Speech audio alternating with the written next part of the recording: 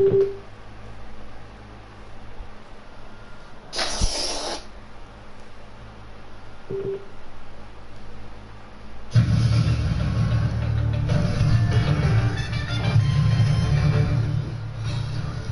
back to block number 5 of the 4th of July live stream. So yes, we are already block number 5, kinda halfway, because it is 12:30 AM Eastern. Means it is time to get a news update. Here are your headlines at the moment. Here is the first Squawking YouTube channel with the news day.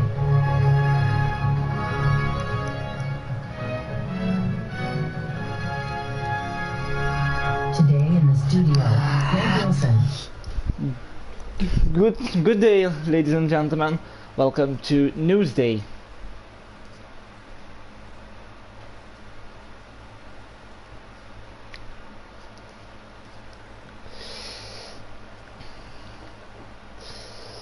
It is the 4th of July, the Independence Day. That happened in 1776. So in 7 years, that will be 250 years ago. However, today is then the 244th anniversary. The National Independence Day Parade is happening right now in Washington, D.C. It is co-hosted by the National Park Service. The route is about a mile long and runs down Constitution Avenue. The bands that participate are invited based on recommendations from each state's governor's office. For bands and other groups to be considered to march in the parades, they have to fill out a full application complete with video recordings, biographical information, and awards. The goal is to have at least one band from each of the 50 states in the parades. President Trump's 4th of July event will feature tanks. However, they will not parade down Pennsylvania Avenue due to the need to protect roads and bridges. However, Trump later confirmed tanks would be present during remarks in the Oval Office. While the US continues to operate the M1 Abrams tank, the US military has not used World War II era M4 Sherman tanks since the 1950s. Today's Salute to America ceremony, held at Lincoln Memorial, will feature military flyovers, music, and a speech from US President Trump.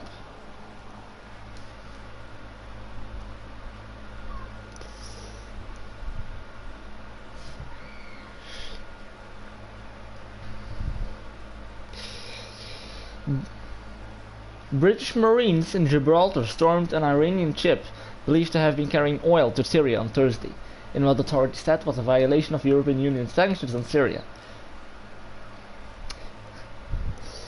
They detained the Grace 1 supertanker early Thursday morning. The territory's chief minister Fabian Picardo said in a statement that the Gibraltar port and law enforcement agencies are aided by the British Marines. Spain's acting foreign minister Joseph Borrell said the United States had asked the UK to intercept the ship. The EU has imposed a number of financial, trade and transport sanctions against Syrian President Assad regime in 2011 in response to the continuing brutal campaign against its own people.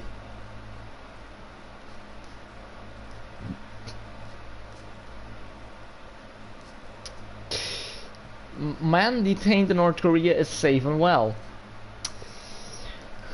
The Australian Alex Sigley, a 29-year-old student at Kim Il-sung University, living in the North Korean capital Pyongyang, was reported missing by his family last month. Landing in Beijing airport Thursday, Sigley gave reporters a peace sign and he said was good, very good, adding he felt great. Asked to explain what happened in Pyongyang, he paused before a companion urged him to leave it for the moment. He later traveled on to Japan.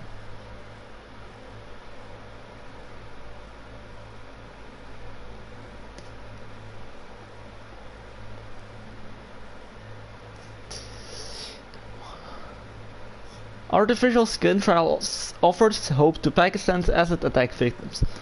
When the burn center at Jinnah Hospital at the Pakistani city of Lahore treats victims of acid attacks, it has to use the imported skin that costs at least $900 per square inch, a prohibitive cost for the victims of this type of attack, who are usually poor, female and vulnerable. But the Jinnah Burn and Reconstructive Surgery Center is developing a new, cost-effective form of artificial skin that could revolutionize the lives of hundreds of Pakistani women who fall victim to acid attacks each year.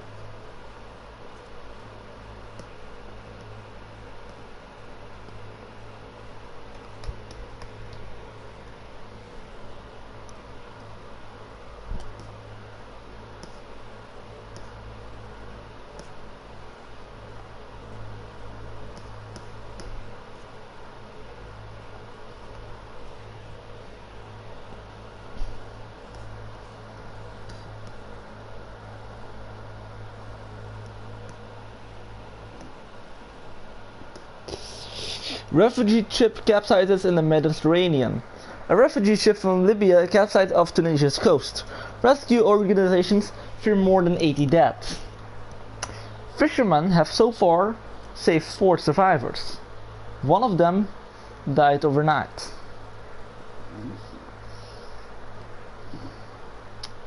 According to IOM, the Organization for Migration, spokesman Flavia Di Giacomo, the information situation is confusing. However, there is a risk that 82 people were killed. They are all still missing. According to him, the migrants started from Libya on Monday. The Coast Guard from neighboring Tunisia is still looking for survivors. The Mediterranean Sea between the North African Civil War Libya and Italy is considered one of the most dangerous escape routes in the world. According to IOM, more than 340 people have died there this year in an attempt to reach Europe.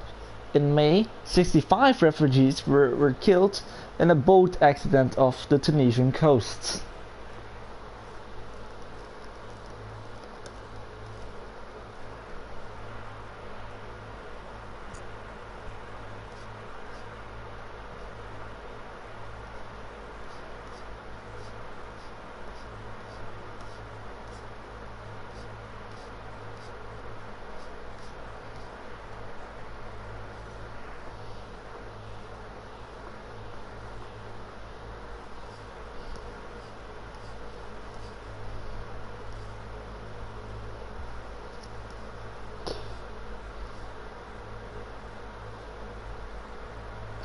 More than 25 dead in shipwreck.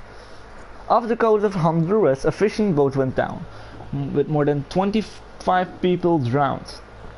Only a few hours earlier, the country's navy had been able to rescue 40 fishermen. The cause of the disaster is therefore still unknown. There were adverse weather conditions prevailed. The survivors are fine, Meza said. Luckily, a navy ship was in the area and was able to rescue her. And yeah, how will your 4th of July look like? Well, for the most part, the northwestern part, that is going to be rain. Here is the full weather forecast for today and the following days. It is time for a look at your national forecast. Let's go to Friday, the day after the 4th. A lot of people still enjoying a very long weekend. Many of you not enjoying another round of thunderstorms across the country's midsection. We get that. There is a threat of isolated tornadoes, damaging winds, and also hail. Be aware of some frequent lightning strikes even outside of that red zone, which you can see encompasses much of the eastern third of the nation. Out across the west, you're relatively quiet, but it's going to be a hot and sweaty time in Texas as your temperatures jump up a little bit on Saturday in cities like Dallas.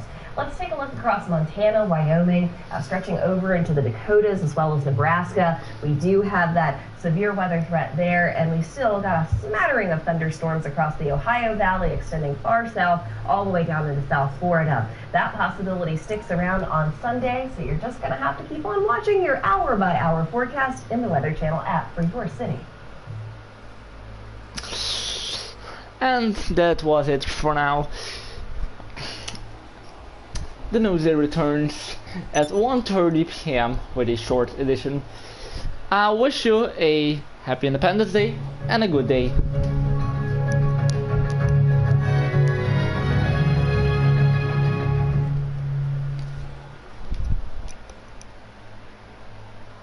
And we will be back in a few minutes.